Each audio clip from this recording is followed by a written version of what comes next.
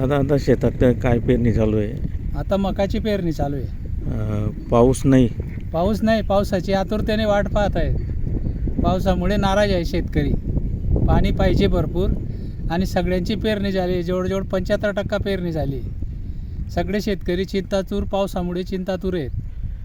पाऊस उशिरा म्हणजे पाऊस नाही त्यामुळे काय पेरणीलाही उशीर झाला. उशीरही झाला आणि बाकीच्या शेतकऱ्यांनी पेरलं नाही, बाकीच्या शेतकऱ्यांनी पेरून टाकलं.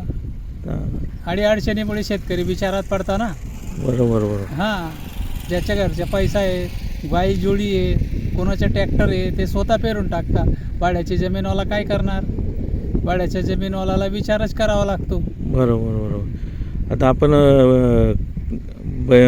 मजुरांच्या साह्याने पेरणी करतोय. मजुरांच्या साह्याने टोकन पद्धतीने पेरणी करतोय. अच्छा. आणि वरून मी पठार फिरवतोय मक्कावरती. बरं.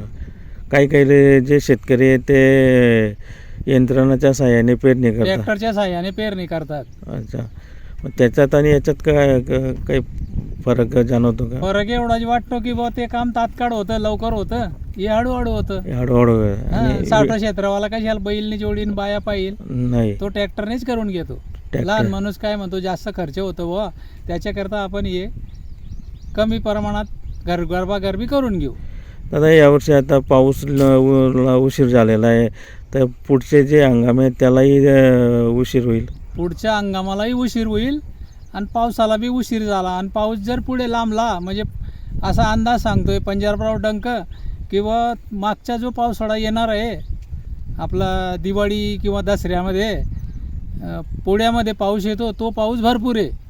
पण आज पाऊस नाही आहे. आज पाऊस ही अत्यंत गरज आहे पेरणीवाल्यांना. म्हणजे पावसाची खूप वाट पाहत आहे शेतकरी. पावसाची आतुरतेने वाट पाहत आहे. अच्छा. जशी आई मुलांची वाट पाहते, तसं मुलगा आईची वाट पाहतो, तशी परिस्थिती निर्माण झालेली. हो. किती क्षेत्र दादा? हे सगळं क्षेत्र 6 बिघे. 6 बिघे पूर्ण कोरडवाहू मका. हा, कोरडवाहू मका. बाकी तोर लावली आहे. हां हां. बाकी तोर लावली आहे तिकडे. अच्छा. 2 बिघे तोर आहे, त्याच्यात मूग पेरला आहे. परत खाली तोर आहे, त्याच्यात उडीद पेरला आहे. आणि हे मधलं क्षेत्र पूर्ण मक्काचं आहे. जर पाऊस जर लवकर नाही आला तर मग ते पेरणी केलेलं मग सहसा तर वाया जाणार नाही ते आता. आणि पावसाचा बी अंदाज पाहून शेतकरी काम करताय. हा, थेंब बी पाऊस पडला, कपडे ओले झाले, 1-2 दिवस आड म्हणजे ही पेरणी वाढी लागून जाईल. हा.